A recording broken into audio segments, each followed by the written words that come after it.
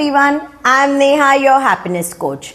Well, today's topic of my video is something connected to a video that I had made a few days ago on, what is the reason for the rise in divorce in the last 10 years, how, as a society, as a community, we have seen an increase in the percentage of divorce these days. So also, if you want to have a look at that video, you can watch up the link that is coming up on this video to, just go and see what that video is about and how, the statistics and data works. Well, today's video, I'm going to be taking you one step before, wherein I'm going to be talking about what is the kind of person or who is the kind of person that we should marry, so that we know sufficient enough before, so that once we are in that relationship, it doesn't get bad or doesn't get to the level of walking into a divorce or going into a place where obviously being separated from each other. When you separate as a couple, it's not a very pleasant feeling. None of the sides are happy, and the worst of all is if you have kids in between.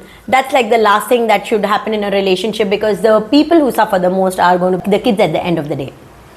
So today is my question, when I go for a lot of seminars, young girls, when I go to colleges, personally when, I have a one-on-one with them, this is the question that they ask: how do we identify? In current generation, in the current trend, there are these youngsters find it so difficult to, trust anyone, and I don't blame them, because the relationships have become such, they have so many options, people just want to jump, they don't stick on to one particular thing, and, there is no sense of security that is there. So what I'm going to be telling you today is this exercise that I did with one of my clients. It was a 27-year-old girl who had come up to me for counseling, who was, very confused in her head, as, typical of today's trend, has two guys in her mind. One is her friend, and she wanted to find out that, she wants to get in a serious relationship, she wants to marry. So whom should I marry? That was her question to me.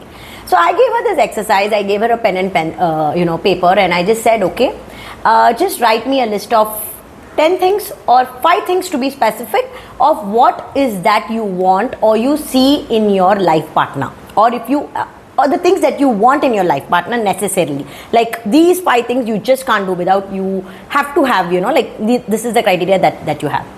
So I gave that to her, and then she, wrote me a list of things, and she gave it to me. So after that, I told her, she had about 5 things, in her list. And similar exercise I had done with another gentleman who was, a divorcee and about 38 years of age, and he was looking at remarrying. So I'll just give you a perspective of both these people, right? So a man and a woman, so that you get the idea from both sides of the gender. So once they wrote their list of things, I had that list and I was looking at it, and then I was like, okay. So one of the list had, that she should be, she should respect me in all manner. She should be ready to listen to things that I say. If I'm worked up, if I'm tired, and if I don't want to do things, she should not force me to do things that I don't want to. And the list went on. What I told them was a simple solution, and this is for all of you out there as well. All of you, when you want to know what is the kind of person that you want to marry, have your list of things written, right? And then all that I told them was, all these list of things, cut, copy, paste, are you or will you be the same with that entire list to your partner? That guy was blank. He had a list of things wherein she should listen, she should do, she should she should come. The moment I told him, are you ready to do exactly the same thing if this was her expectation list, and she gives me a list wherein it is this? He went completely blank for a minute. I'm sure all of us do. This is what is the main problem in any relationship. We have a lot of expectations. Why just 5? If I give you a pen and paper, I'm sure a few of us can write 500 list of things that we want our partners to do. But when it comes to you doing the same thing for your partner, hardly 5 is what you will be able to think of doing that you can do. So things that you feel that you can't do or you find it so difficult to do, how can you expect your partner to do that? Right?